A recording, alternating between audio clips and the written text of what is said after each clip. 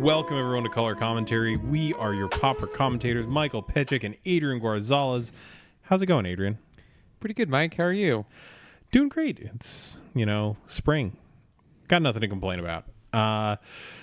Let's take care of our upkeep because we have a set review to get through today, and those are always marathons for us. So, Adrian, what do you got for us? Well, you can listen for $1 an episode. At the very least, you could give more if you wanted. You can sign up for our Patreon. You can hear our full show, including our pre and post shows where we talk about stuff other than Magic, and you get access to our super awesome patron exclusive Discord channel. What do you have for us, Mike? Well, as every week, we are brought to you in part by Hipsters of the Coast. They're a content hub for all sorts of Magic the Gathering content. You can go check out a variety of things, including a article on Standard Pauper that I wrote this week. So definitely go show them some love on social media and check out some articles from them. Supporting them helps support us. All right. Before we get into the set review, though, we got two things that came across our desks before noon today. And the first of which is London Mulligan is happening. Core set 20. We've got it for the foreseeable future. Thoughts and opinions? I think it's good. I think it's going to prevent a lot of non-games, and I think that Magic is going to be better for it. Yeah. Some formats are already complaining, but given that I play a lot of limited in my spare time, I'm pretty positive about this. I think that's the format that benefits the most from this. But we're probably going to do something after the London Mulligan's been put into effect about how this changes Pauper. Probably not going to get a full episode out of it, but we'll definitely at least talk about it because it is going to change things up a little bit. And Adrian, what's the other big piece of news today? Well, Mike, I can't close my eyes. I can't make it go away, but Wonderwalls has victoriously defeated a challenge piloted by... Will you remind me who the pilot was? It was Raptor. Yes, 56. Raptor, who is... I was like, it's someone who's super duper active, and I don't have the list right in front of me. Yeah, Raptor 56 won the challenge with Wonderwalls, so that's awesome. Yeah, it's a doozy of a list, and we may cover it next week just as an option. But it's definitely a good sign that the meta has not returned to a state of being solved at all. Because if you'd asked me, hey Mike, what do you think is going to win the challenge this week? I don't know how far down Freed from the Real Familiars would have been on that list. Yeah, it's a weird one. It's a shot in the dark. Yeah. All right. But let's get into it. We have a bunch of cards to talk about in Modern Horizons. This is the new supplemental set. This is a bunch of new cards being introduced directly into Modern. And boy, howdy, we got a lot of new stuff to talk about. We actually wound up, because it was quicker, making a list of stuff we didn't want to talk about so that we didn't spend forever making show notes. So Adrian, would you like to start us off with the first card on our list? Sure, Mike. Our first card is Answered Prayers. It's white, and 1 for an enchantment. Whenever a creature enters a battlefield under control, you gain 1 life. If Answered Prayers isn't a creature, it becomes a 3/3 angel creature with flying in addition to its other types until end of turn. So, seems all right. Yeah, I think this is fine, right? Like, it's a 3 mana 3/3 flyer. That's not always a 3/3. Yeah, it dodges sorcery speed removal. The only catch is you have to be a deck that wants to keep playing creatures, but that kind of feels like most of the white decks that we've seen for a while. Like, I don't think this gets into, for example, Pestilence, but outside of that, I think most white decks are fine with this. Actually, it's kind of reminiscent of, Angel's Tomb from... When was that? Avacyn Restored, I want to say? Yeah. It was similar to this. But you'll notice that this, and there are other cards like it, and there is also another animation artifact. So there's a lot more cards from this set that become creatures that are not always creatures, I think, than have been in past. Yeah, sets. It's definitely higher than I would have expected out of the average set. But yeah, I kind of dig this. I think it's a reasonable way to stabilize your life total, and a 3/3 flyer is nothing to sneeze at. Right. And then what's next? So for the record, I'm not sold on this card in the least, but slivers are back. And we're going to be reading a lot of keywords in this set because there's 40 of them over the course of this set. And Enduring Sliver is 1 and white for a 2/2, so it's a bear. It has Outlast 2, which is pay 2 generic mana, tap it, put a +1/+1 counter on this creature. Outlast only as a sorcery. Other Sliver creatures you control have Outlast 2 generic. I don't think this card is great. No, I think Outlast was a good limited mechanic, but is not a good constructed mechanic. And the reason is because you have to do it as an instant. I mean, a sorcery. Sorry. Yeah. Yeah, you have to do it as a sorcery. You have to basically take the time off of a turn of attacking in a deck that wants to attack every turn, by and large, in order to put a 1 counter on it. So, yeah, I don't think that this card is very good. I mean, I guess there are some like sort of attrition-based matchups that maybe this card could be good, but I just don't think that's really Sliver's game plan by and large. Yeah, I'm not a fan here. That being said, it is probably good in the Sliver's deck in limited. Yes, it's probably reasonable there. All right, what's the next card on our list? Up next, we have Ephemerate. White gets you an instant. Exile target creature you control, then return to the battlefield under its owner's control. And it has Rebound. So you have less control over the second casting of it because it has to be in your upkeep. But white, just straight up W for a flicker effect. We don't have one that cheap. We do, actually. We don't have one that flickers twice. We have Cloud Shift. You're right. You're right. Which is the front half of this with some minor rules differences. Cloud Shift actually flickers it and returns it under your control, which does matter if you've stolen your opponent's creature somehow. But you permanently own it? Yeah, it gets it around because then it's a new object, blah, blah, blah. I mean, I think people are going to try and live the dream of targeting an evoked Muldrifter with this, right? Yeah, people already do it with Undying Evil, and you could... Okay, I see what you're saying. Yeah. You can flicker the Muldrifter and then just flicker it again and basically get six cards off the same Muldrifter. Yeah, like I think someone's going to try good, it. Actually. You know, I don't hate it. Like I hate Undying Evil. Because with Undying Evil, you're a little bit soft to others like Graveyard Hate also, because if they like have a relic out or something, or what have you. I almost said Tormod's Crypt, but that's not true. They can get you there too, but this might actually be a little bit better.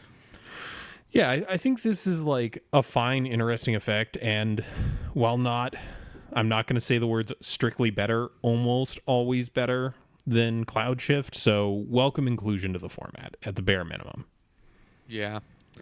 And then what is the next card we're discussing here? I think it's Martyr's Soul. It is Martyr's Soul. Boy, howdy. I have been hyped on this one for a while.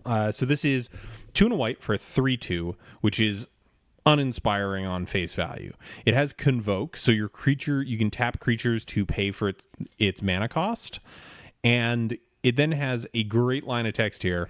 When it enters the battlefield, if you control no tapped lands, put 2 +1/+1 counters on it. So potentially a 5/4 for 3. Yes. Well, most of the time, if it's going to be a 5/4, you're actually spending no mana on it. You're just tapping your team down. But you could very realistically go, I don't know, like Elite Vanguard into Raise the Alarm into Martyr's Soul, and then another 3-drop on top of that. That's pretty sick. I think this card is just good, period. Like, I really like it, and I would love to see like mono white aggro be a thing again.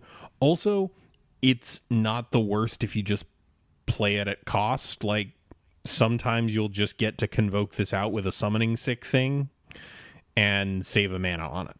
Because if you get that for 2 mana, like, I think you're pretty much okay with that. It's not great, but it's better than nothing. Yeah, I really like this. Maybe mono white aggro becomes a thing again, in part because of this, but it's pretty sweet. And it's also relevant tribe, like you said. Oh yeah, it is a soldier. Yeah, so there you go. All right, what do we have up next? Up next, we have another soldier-esque card, Recruit the Worthy. W gets you an instant, create a 1/1 white soldier creature token, also buyback 3, so very reminiscent of favorite Sprout Swarm. Unfortunately, does not have Convoke. I mean, you could make a pretty good case that was perhaps intentional. No, I don't disagree. I just think that this card is cool. It's actually, but it's to me, it's more reminiscent of a card like Sin's Enlistment than it is Sprout Swarm. Like a gap between those two. Yeah, a lot of the cards in this set feel like two cards we've seen before, kind of merged together. And yeah, I think this. I guess, do you like this more than Sin's Enlistment just because you don't have to keep hitting lands for it? Or Yeah, in that regard, I do like it. I'd be very interested to see it in like one of the Boros decks. I guess the follow-up question there would just be, it is only 1/1/1 versus 2/1/1s. Yeah, but how much does Sin's Enlistment cost? Sin's is 4, but you got to pitch a land after the first time. Also, you can't cast it for just white. Because like this does have the mode of just being a flash 1/1 to eat something out of nowhere.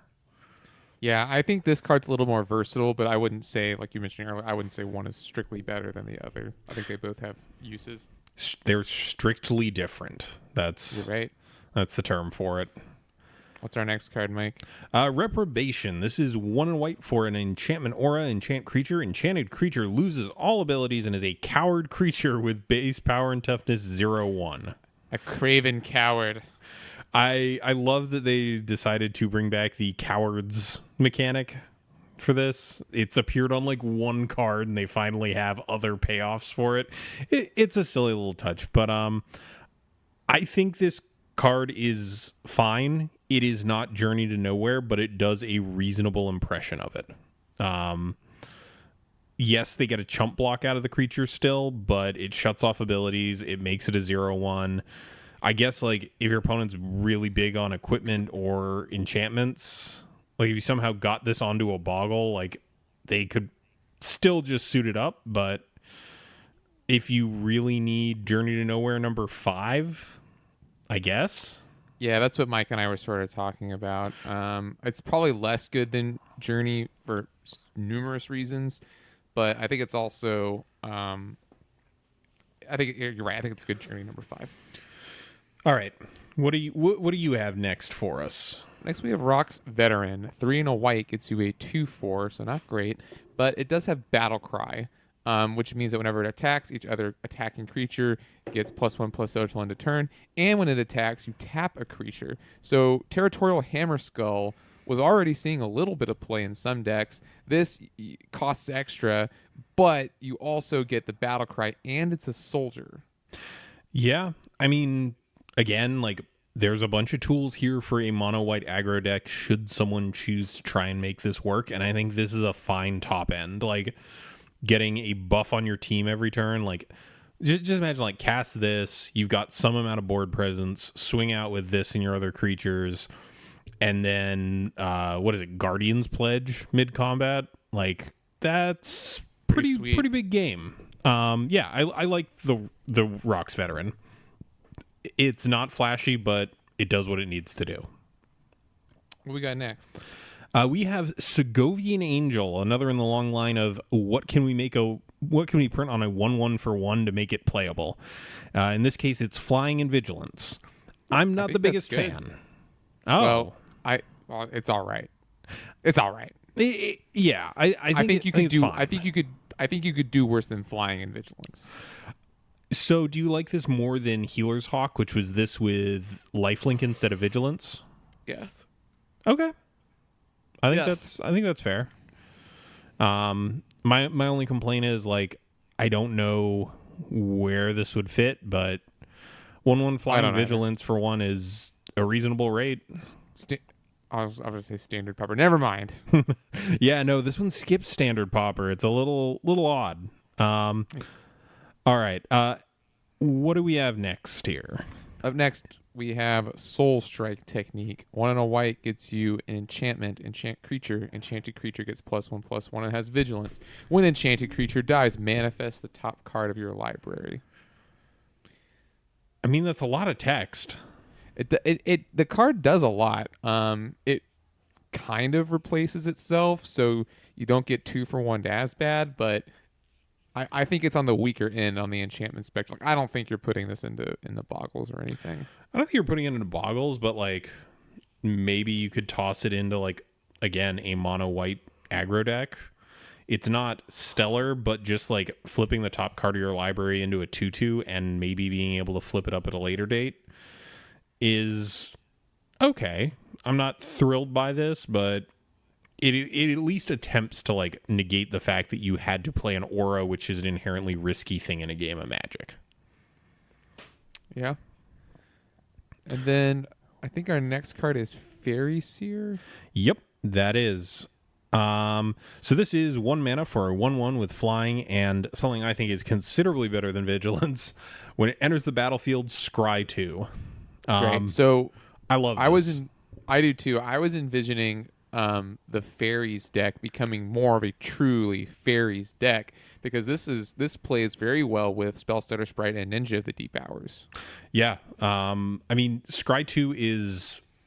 Would you say Scry 2 is roughly equal to drawing a card in terms of value? It's almost there. It's close, because if you fairy, right, and then you attack, and then you get hit with Ninja, I mean, you've potentially seen 3 cards.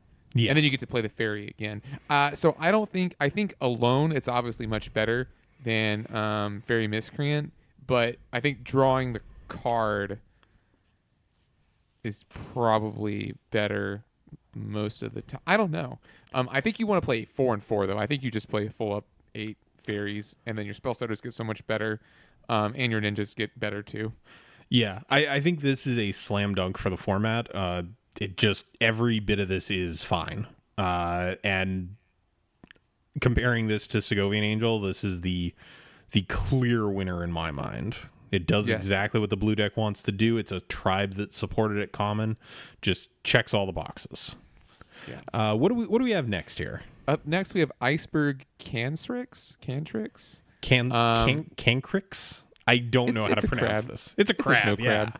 It costs 1 in the blue for an 0/4. Whenever another snow permanent enters the battlefield under your control, you may have target player put the top 2 cards of their library into their graveyard.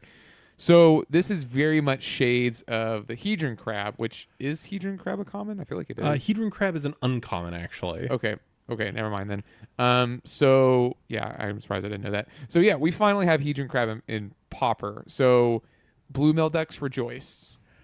I hadn't actually read this card before now, and I guess like if you wanted to make a mono blue mill deck, this is a reasonable way to do it, because you just jam all the snow lands. Right, you just play snow basics. The only thing is Hedron Crab gets so much value off of fetch lands, which we obviously, it doesn't work here. There's no snow fetch land, at least not a common. But you can play this in a Snow Island deck and have basically Hedron Crab. Yeah, I actually kind of dig this for like some sort of turbo mill strategy. That's neat. Also, the 0/4 body is pretty good if you're playing a defensive plan like mill anyway. Yep. And what do we have next here? Moonblade Shinobi. This is 3 and a blue for a 3/2 human ninja. It has ninjutsu of 2 and a blue, so you can return an unblocked attacking creature you control and put this in its place. And whenever it deals combat damage to a player, create a 1/1 blue illusion creature token with flying. So I don't think this is great, but I left it on the list because I think it's better than most of the other ninjas we got at common in this set. Yeah, there were not a lot of really stellar ones at common. Yeah, I mean, but I thought, it's a cool it's a cool thing. 3 mana, 4 power, and like rebuy one of your ETB effects. It's not nothing. It's not Deep Hours, right? And that's the problem I think you're going to run into, is that Ninja the Deep Hours is just like the best one. Yeah, like I think on average, drawing a card and having a slightly smaller body is just going to be better most of the time. Yeah. I will note that it makes illusions. Technically, there is, what is it, Krovikin Mist, the thing that has power and toughness equal to the number of illusions you control. So, Yeah. I don't know if you want to go real deep. Mike going ham. All right. What Up next, we have Pondering Mage, which is a 5-mana ponder on a 3/4. When Pondering Mage enters the battlefield, at the top three, I just basically said it's ponder on a 3/4. Will this get played in the Flicker decks? Is my question. I mean, if you're going infinite, does it really matter what your card draw effect is? I guess Like this versus Muldrifter. I guess this is more resistant to a lot of the instant speed red removal.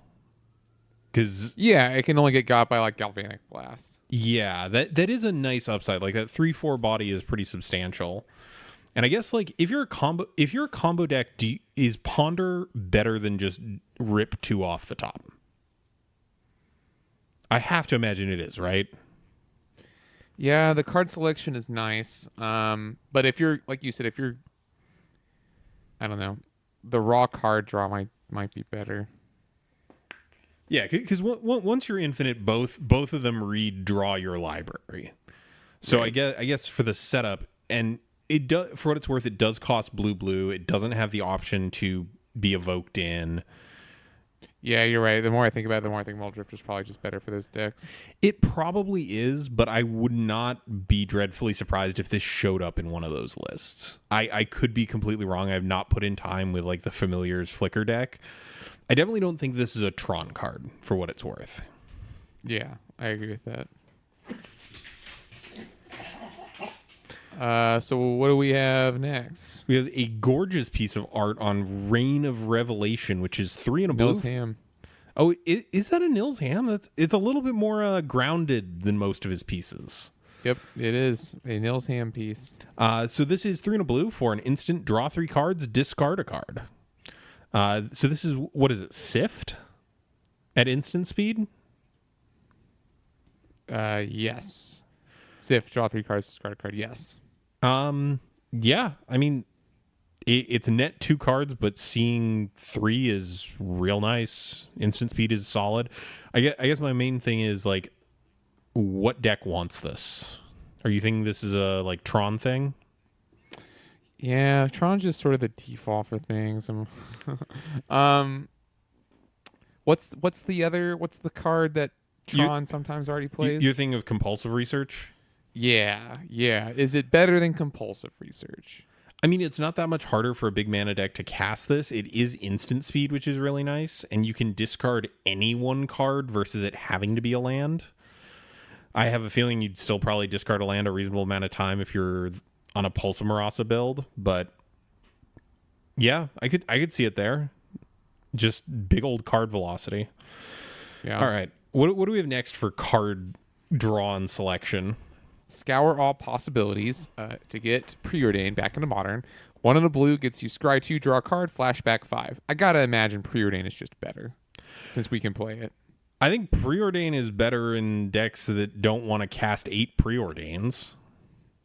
All right, Mike. All right. All right, Mike. All right.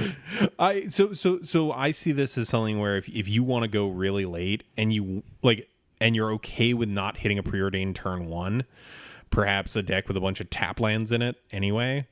This Like blue black or something. Yeah, like sort of like the old alchemy builds could probably run this maybe as like Preordain 5.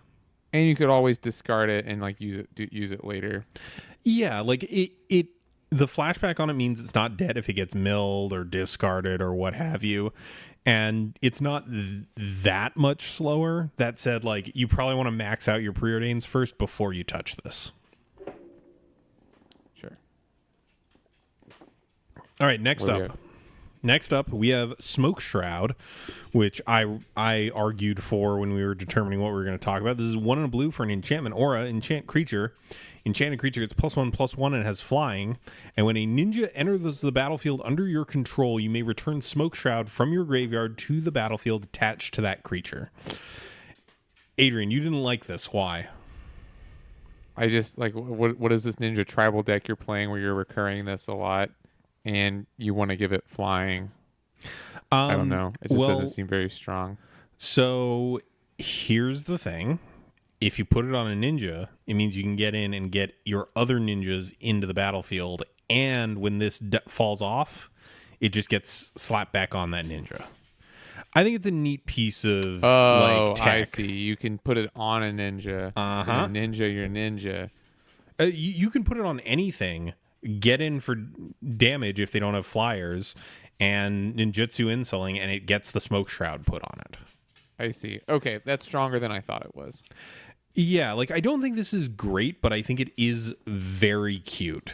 And yeah, I misunderstood the.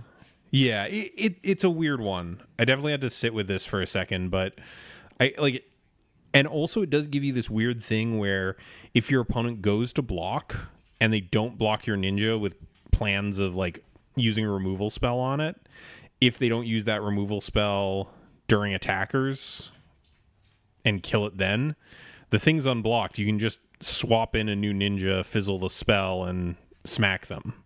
Gotcha. I don't know. I think it's a neat option. I don't think it's tier 1 amazing, but it's there. All right, what do we have next? Up next, we have Spell Snuff, which is 1 a blue and a blue for counter target spell. Fateful Hour. If you have 5 or less life, draw a card. All right, sell me on this not just being cancel. I don't know if I have a good enough answer. It just does something different. There are already 3 mana counter spells that do something extra. So I don't know if this one is actually that great. Like, people who run counter spells don't then run cancel, right? If they want another one, they play deprive. Yeah, like I don't think this has a home in the format. Also, can I just say, didn't expect to see Fateful Hour, and in fact forgot it was a mechanic. Yeah. But yeah, also really gorgeous art on this one. Also, is that also Nils Ham? No, It is. no, it's Nick Klein. My bad. I'm like a few feet away from my computer screen. What do we have next? Stream of Thought, aka the thing I'm going to hate the most out of combo decks. So, Stream of Thought is 1 blue for a sorcery. Target player puts the top 4 cards of their library into their graveyard. Then you shuffle up to 4 cards from your graveyard into your library. And then it has replicate 2 blue. So you can make extra copies of it for 4 mana. And I don't think this is ever getting cast when someone hasn't gone infinite for the most part, but the fact that it like lets you rebuy combo pieces that have gone to the bin and also advances your game plan is pretty neat. I don't know. I think it's a really cool card with a lot of potential. Yeah. It is weird enough and does enough where I don't want to disregard it. I just don't know where this thing has a home. Yeah. All right, what's up next for us? Up next, we have String of Disappearances. You gets you return target creature. It is an instant. Return target creature to its owner's hand. Then that creature's controller may pay you. If that player does, they may copy the spell. May choose any target for that copy. It's chain unsummon. Basically, but I don't think you get to keep doing it. If they do, they may copy this spell and may choose a new target. The copy includes the UU part. Oh, you're right. All right, so this is unsummon with drawback ? Yeah, because I don't know why you would play this over Unsummon, or if you want to make them lose the life, the other one. Oh, Vapor Snag.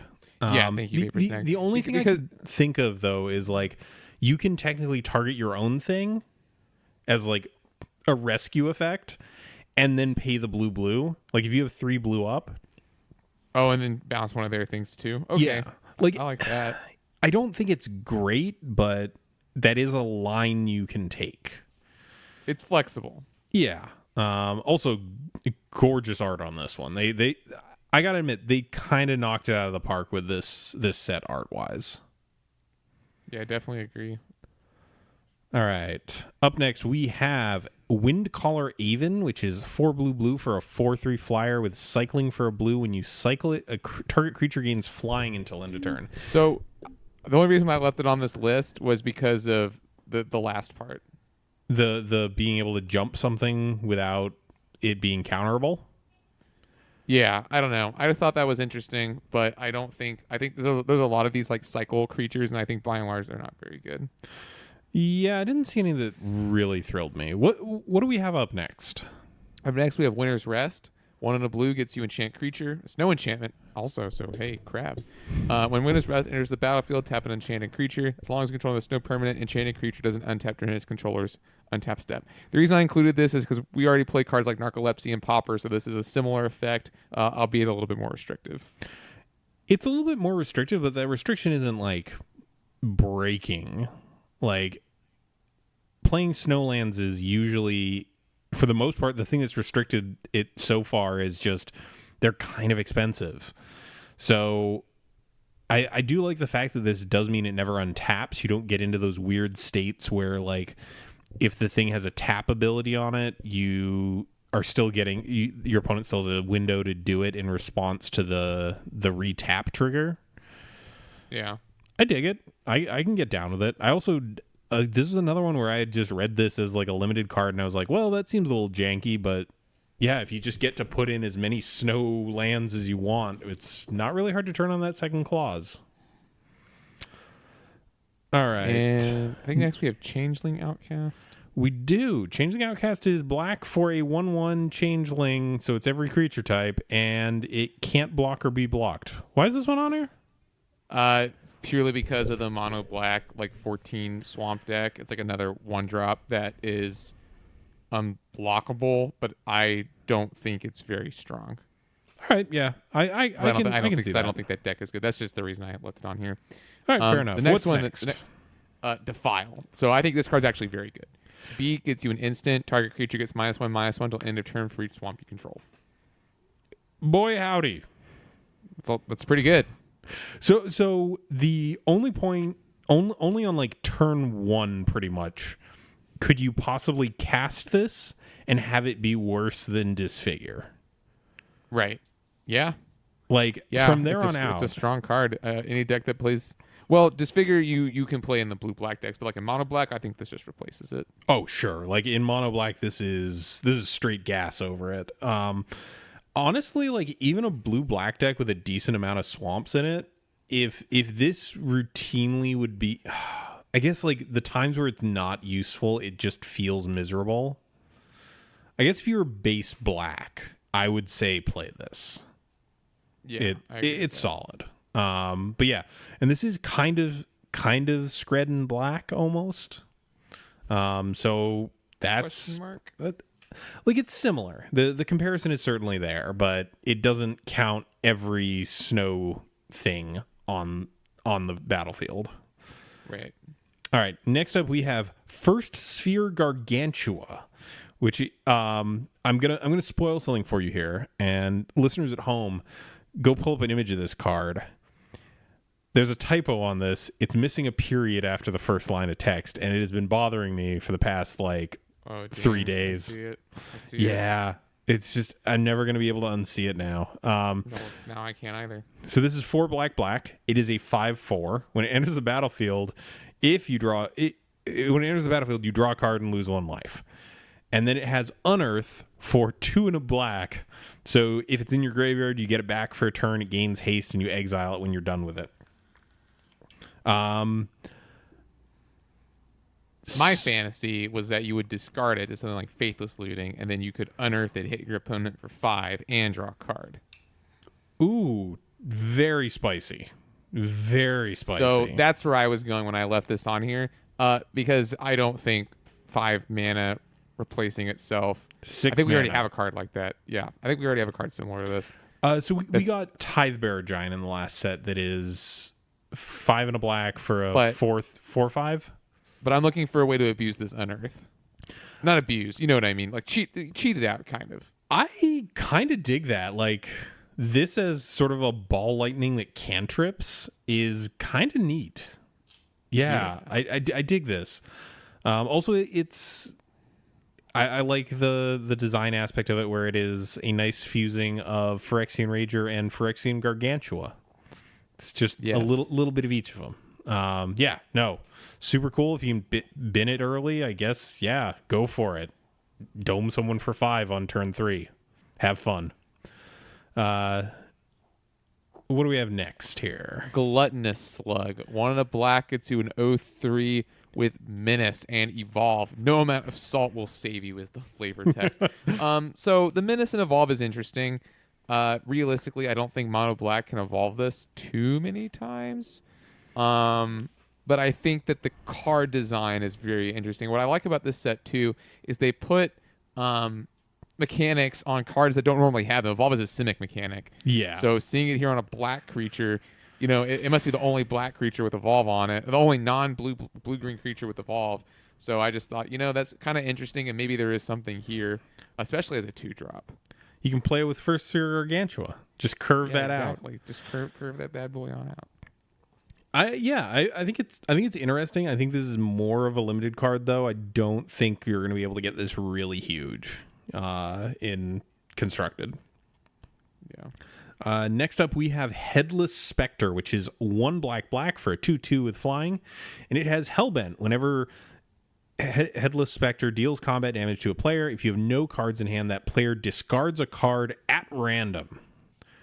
So if you have no cards in hand, this is just Hypnotic Specter. Yeah, but I think that the Hellbent clause makes it so much worse. I mean, if we had a really solid mono black aggro deck that could just pitch its hand ASAP, the fact that it's Hellbent is really rough. It's not an easy condition to get to, and it's also not an easy condition to stay at. Right. Yeah, I'm pretty much neutral on this one. I think it's neat that it exists, and it's going to be great and limited, but not for Pauper. Up next, we have another extremely good removal spell in Mob. 4 and a black gets you an instant, but it also has Convoke, and you destroy target creature. So, what? This is better Doomblade sometimes? Yeah, I don't think it's extremely good, and I think with Defile, -5/-5 is certainly better, but the Convoke thing makes it interesting. Yeah, I could definitely maybe see... maybe not always better, but you know what I mean. It's by and large going to be better. Well, what about the Aristocrats deck? That has a decent amount of low drop creatures. You're right. Yeah, you're right. This could potentially be a thing. Yeah, I think if you can routinely say that you're okay casting this for 3 or less, if you're okay with Murder being in your deck, this is probably better than Murder a decent amount of the time. Right. And up next, we have Ransack the Lab. This is 1 and black for a sorcery. Look at the top 3 cards of your library, put 1 in your hand, and the rest into your graveyard. So, color shifted strategic planning. I think this is fine. Yeah. But no one plays strategic planning. No one plays strategic planning, but black cares a lot more about getting stuff into its graveyard on average. I think this is fine as one of the many 2-drop card draw spells in black. Yeah. Nothing spectacular here. Up next, we have Return from Extinction, which I included here because of that. There's a pirate version of this that returns to, or no, there's Ghoul Caller's Chant, and there is the pirate version. There's 2 versions of this. There is a pirate one. It's called Return from Extinction. 1 of the blacks, but costs more than those other 2. Lets you choose one. Return target creature card from your graveyard to your hand. So basically, the world's worst Raise Dead. Or return 2 target creature types that share a creature type from your graveyard to your hand. And that makes it better. Yeah, and it is interesting that this doesn't need to be in a strictly speaking tribal deck. It's obviously best there. But you get weird things just going out on a real limb here. If you splashed black in, let's say, one of the Boros decks, Thraben Inspector, Core Skyfisher, and Palace Sentinels are all soldiers.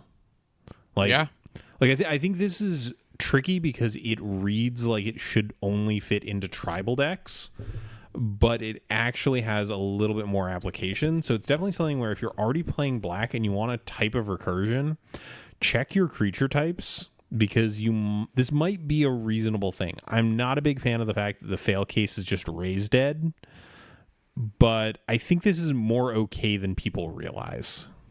Yeah. All right. What's up and next? Next up, we have Umezawa's Charm. This is 1 and a black for an instant. Choose one. Target creature is +2/+2 until end of turn. One creature gets -1/-1 until end of turn, or you gain 2 life. This seems mighty familiar.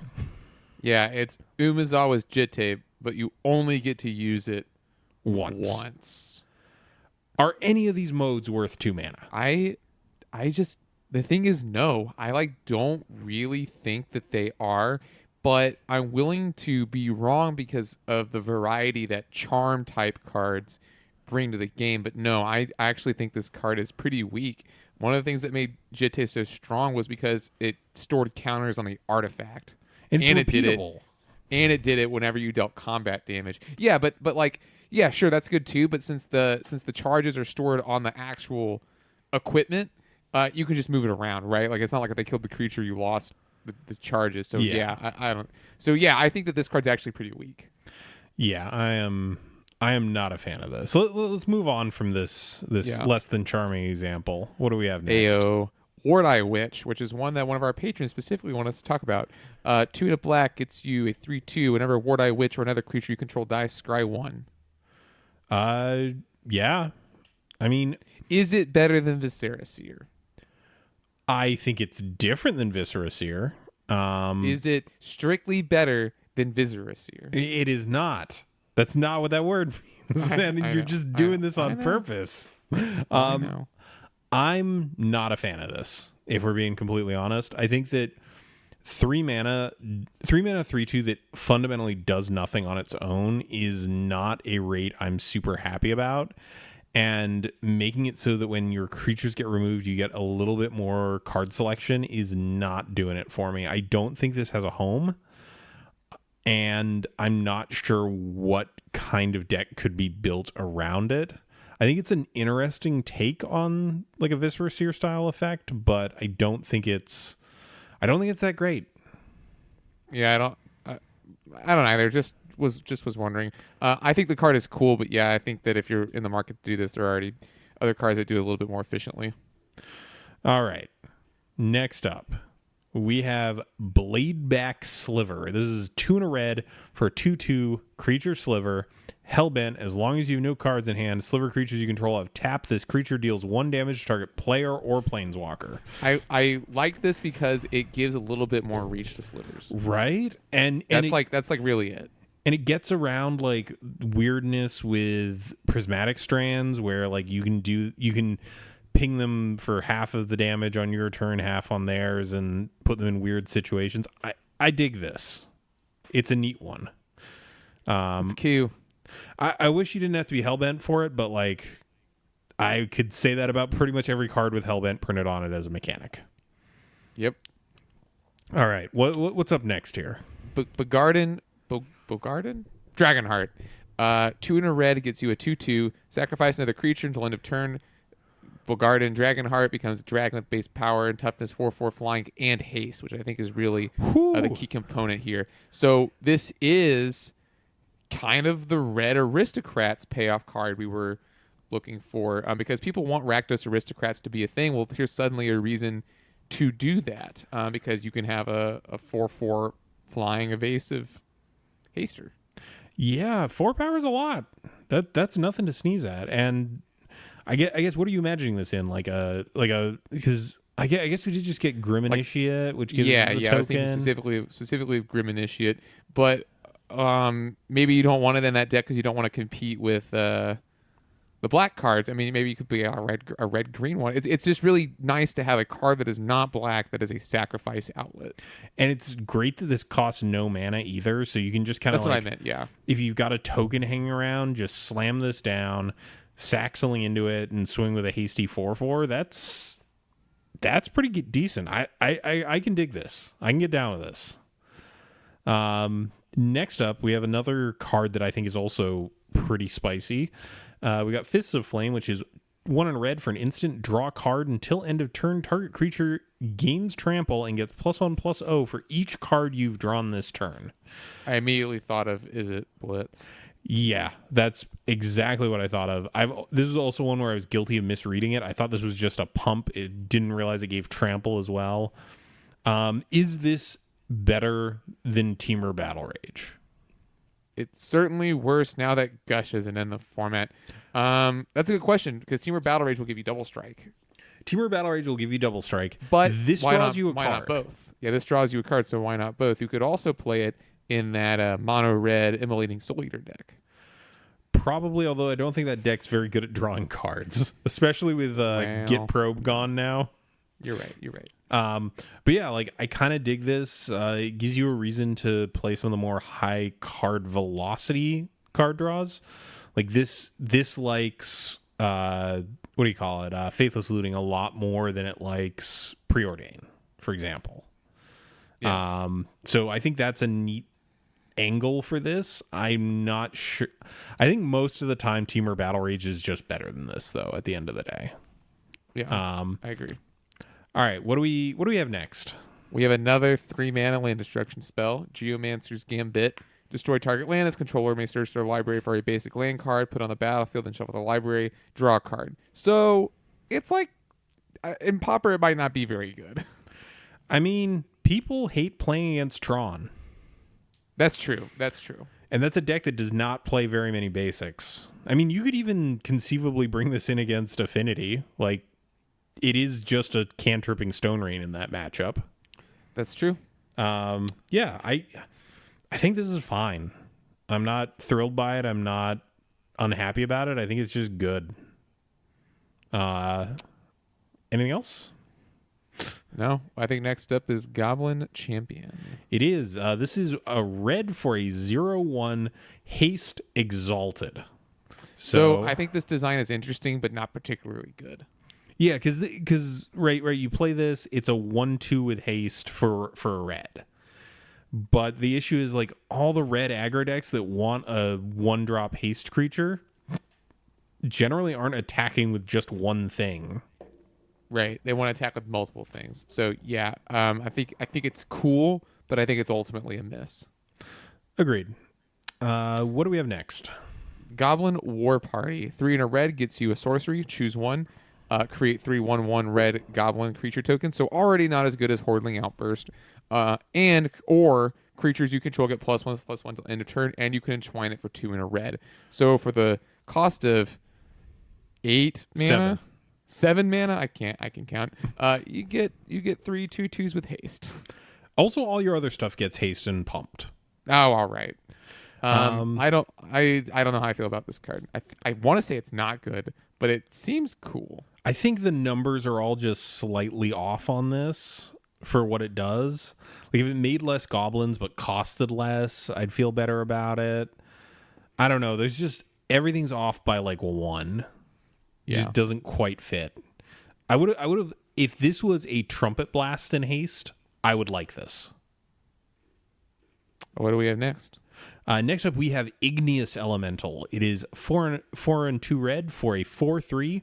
The spell costs 2 less to cast if there is a land in your graveyard, so it's 4 mana for a 4/3.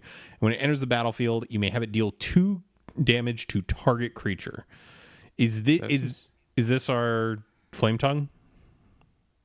Pauper Flame Tongue, Kavu, Igneous Elemental. You heard it here, folks. I mean, it's close enough.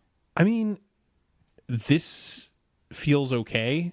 I'm not thrilled by it. I'm not running out to build a deck around this, but I don't know. I'm not feeling it. Yeah.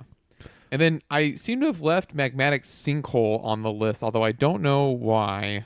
I mean, would you like to read the card? Maybe we can piece this one together. 5 in a red gets you an instant with Delve. Magmatic Sinkhole deals 5 damage to target creature or planeswalker. Kills anglers for a single red mana. That's true. I was gonna say, like how many red decks do you know that really care about their graveyard that much? That's true. Yeah, like Red Black Reanimator. Yeah, Red Black Reanimator does care about its graveyard. But, yeah, not too many though. Yeah, I think this is just a fine option for red decks to have a big piece of removal against bigger creatures, to be able to, deal with 5/5s, because if you're trying to get in with a bunch of hasty 2/2s, a 5/5 puts a big old block in the way that's not going to be easy to move. I think this is solid piece of removal. Next up, and this is one that I really love, is Orcish Hellraiser. This is Tuna Red for a 3/2. It has Echo of a Red. 1 and a red, excuse me. 1 and a red for a 3/2. It has Echo of a single red. So at the beginning of your upkeep, if this came under your controls since the beginning of your last upkeep, sacrifice it unless you pay its Echo cost. So it kind of costs 3, but when it dies, it deals 2 damage to target player or planeswalker. I like this. I think this card is very strong. Some people, some of our patrons wanted to compare this to Keldon Marauders. I agree with some of the stuff I've seen online where Keldon Marauders is better for burn because you are guaranteed 2 damage, but you could potentially get a lot more in. Whereas I think Red Deck Wins cares a lot more about having the creature stick around. Mm-hmm. So I think this card's a better choice for that deck, and I think this card is very, very good. It gets rid of Auger, which a lot of people complain is the reason aggro is not super good. So I could see this being maybe the shot in the arm that Red Deck Wins needs.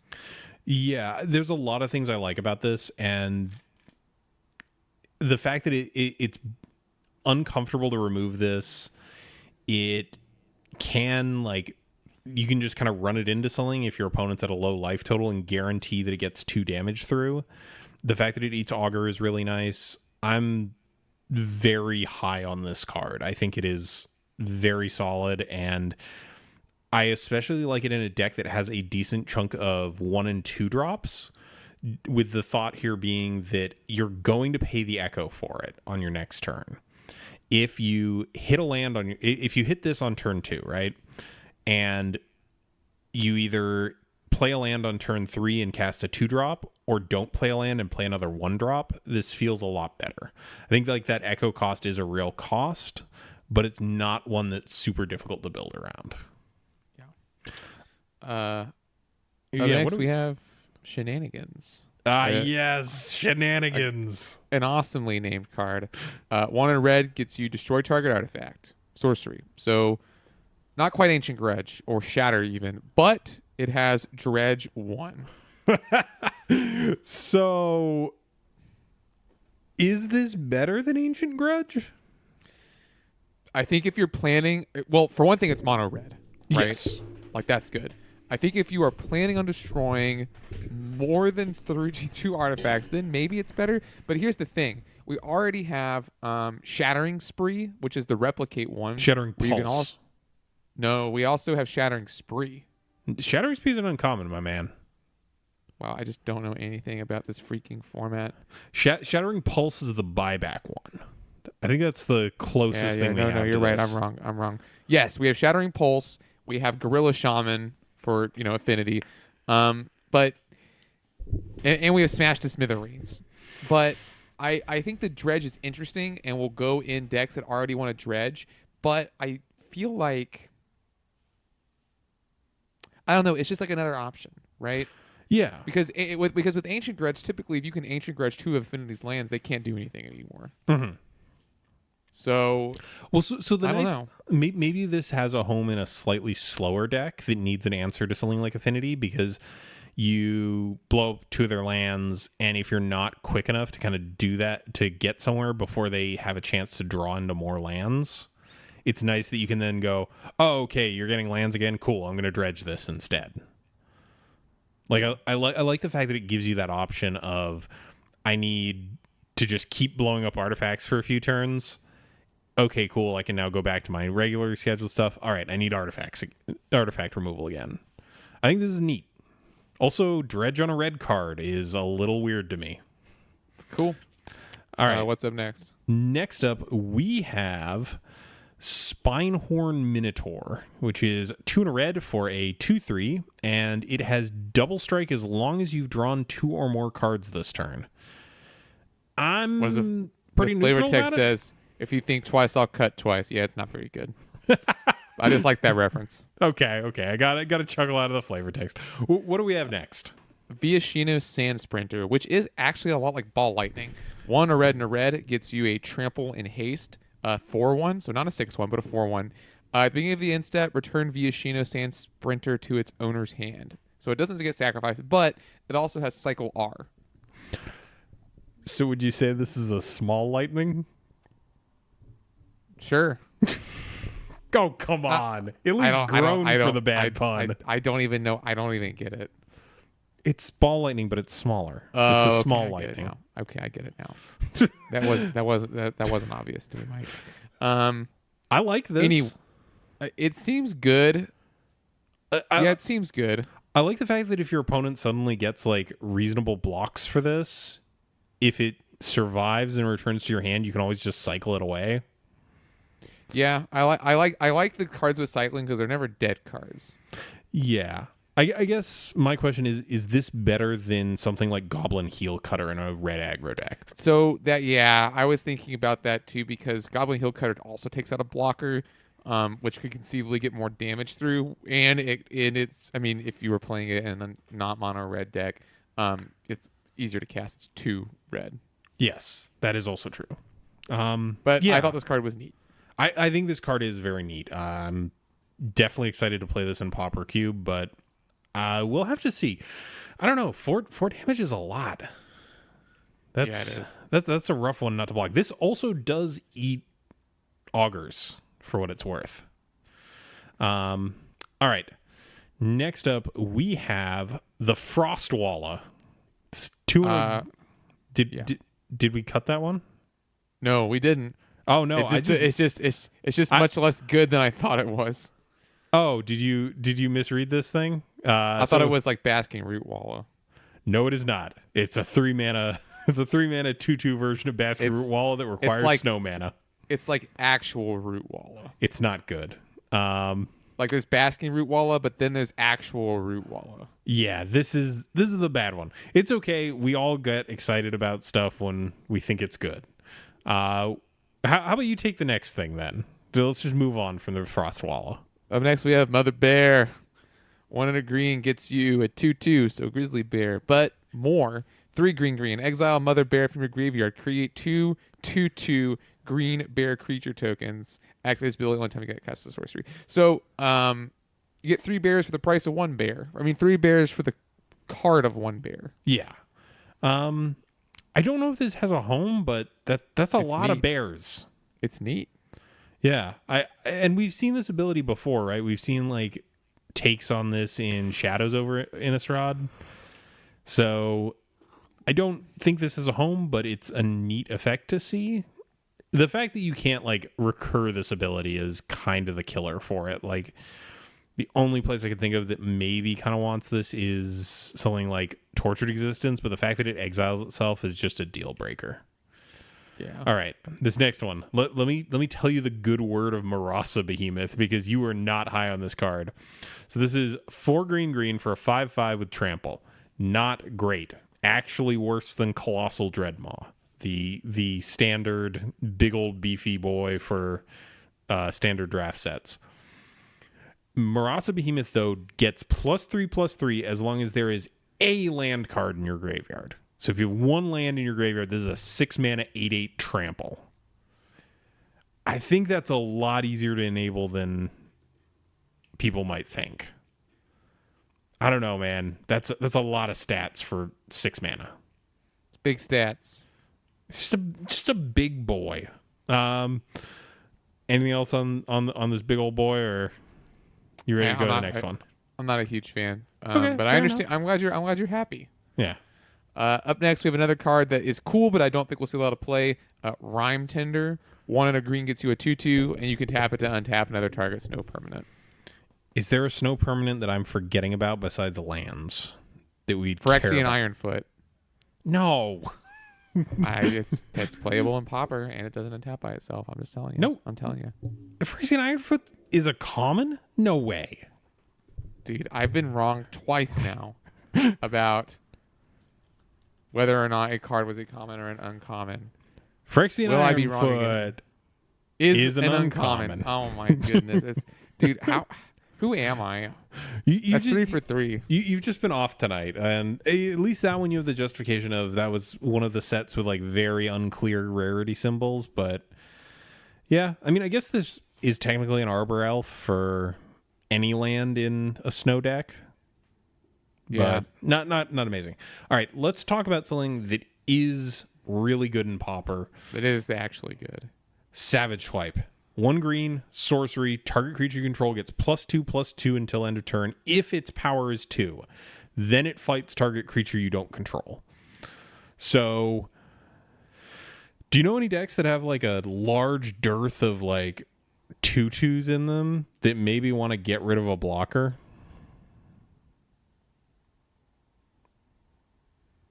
Yeah. Is it Stompy? It is. But I think you're using that word wrong. Which word? A dearth means a lack. Does it? I've been using mean that word wrong for years then, man. You mean a glute.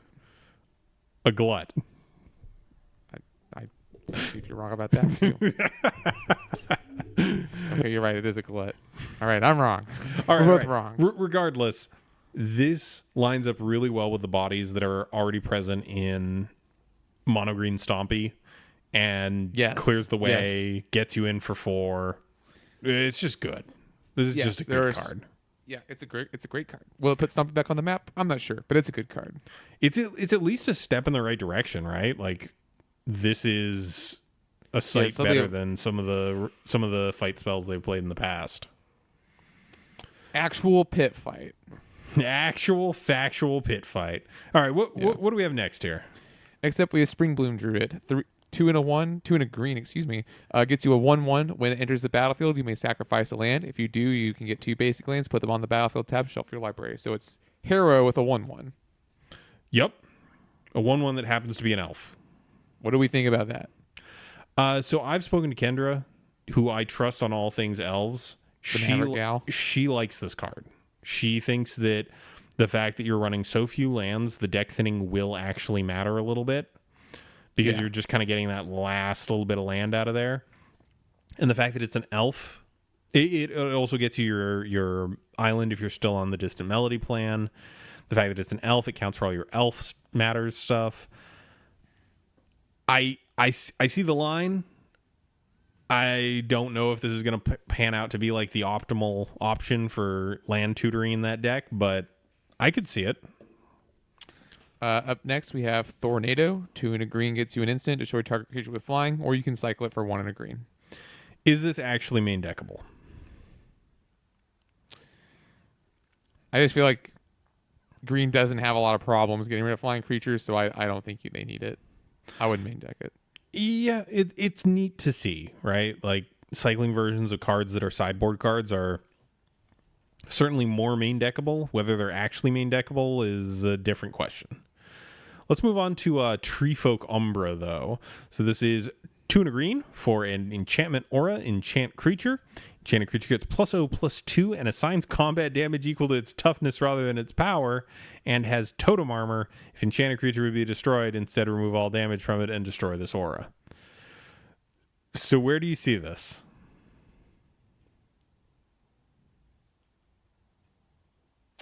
I don't know. I just thought it was interesting that it gave that like reverse power toughness effect.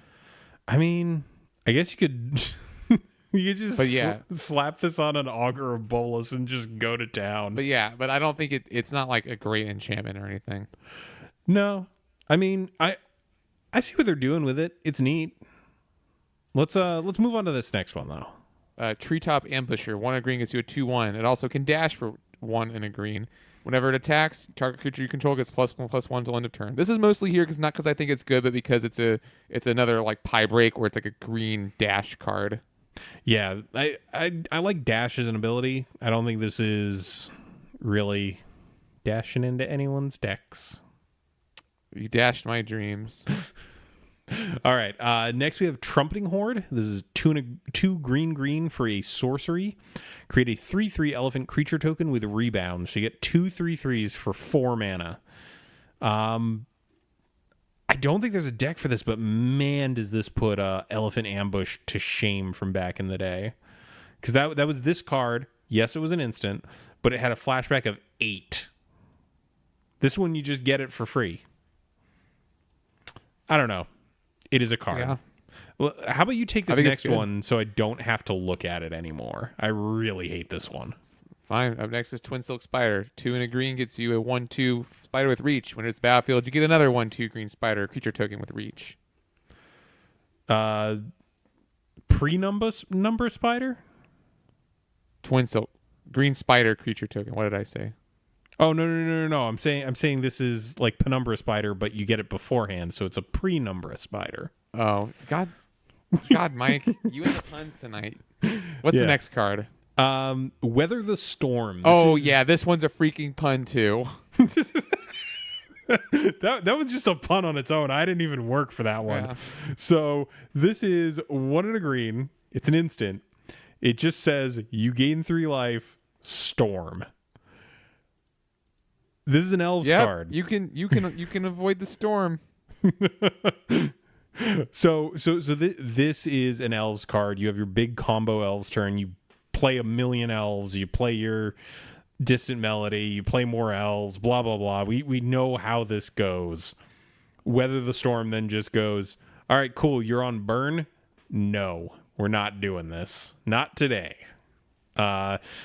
That's pretty much the only place I could see this. I guess if for some reason Storm ever comes back to the format, this is a counter to that? Question mark? Yeah. Up next, we have Winding Way. 1 and a green gets you a sorcery. Choose creature or land. Reveal the top 4 cards for library. Put all cards the chosen type revealed this way into your hand and the rest into your graveyard. Tortured Existence. Yep. I think that's the only deck that plays this. But yeah, like it gets you lands early game, it gets you creatures late game when you need them. You get to pick. It's strictly better than Mulch, and I guess a side grade from Lead the Stampede. It's like, I mean, you see more cards with Lead the Stampede. You see more cards with Lead the Stampede. You don't have the option to go get lands. It is 1 mana less. There's a lot of like little tweaks here where I don't feel comfortable saying one is just better than the other, but I do dig this for what it's worth. Next up, we have Nature's Chant, 1 in a hybrid green-white. Destroy target artifact or enchantment. We're just like, WotC is just dead set on making sure that Naturalize is never played again, aren't they? This is Naturalize plus Disenchant. Yeah, it's the 2 cards that they keep trying to print better versions of, just fused together just to finally, for once and for all, just be like, here, it's just better than whatever you're playing. Yeah, Disenchant already did both. I think Naturalize may have also already done both. Yep, it's just but those this 2. one, it's just more playable.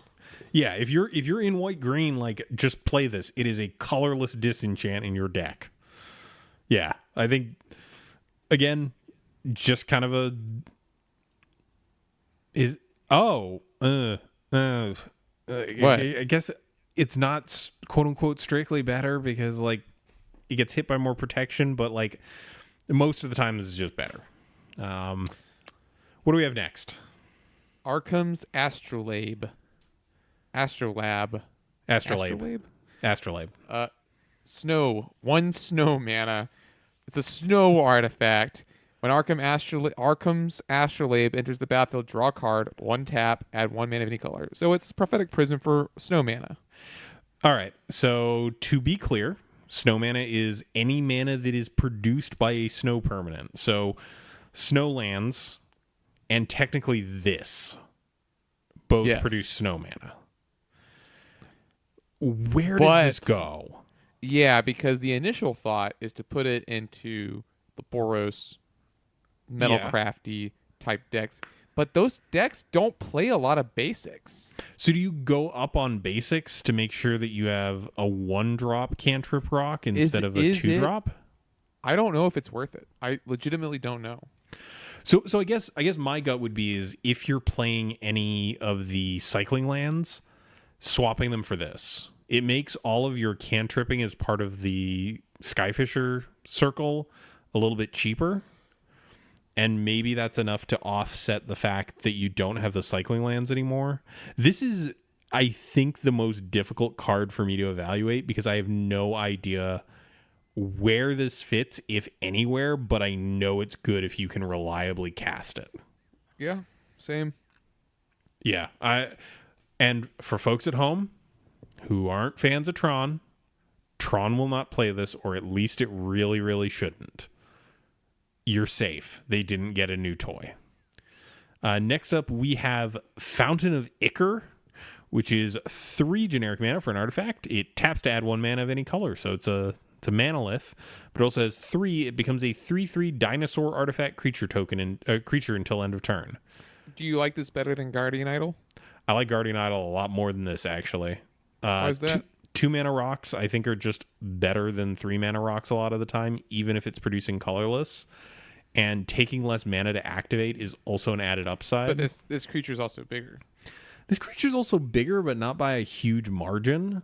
Like, 3/3, a 3/3 and a 2/2 both die to bolt. And there's not a ton of, like, 2 toughness specific removal running around. So I think I'm happier with Guardian Idol, and even that's not seeing a bunch of play. Yeah. Finally, we have Cave of Temptation. Tap to add a colorless. 1 and tap, add 1 mana of any color. 4 and tap, sacrifice Cave of Temptation, put 2/1/1 counters on target creature.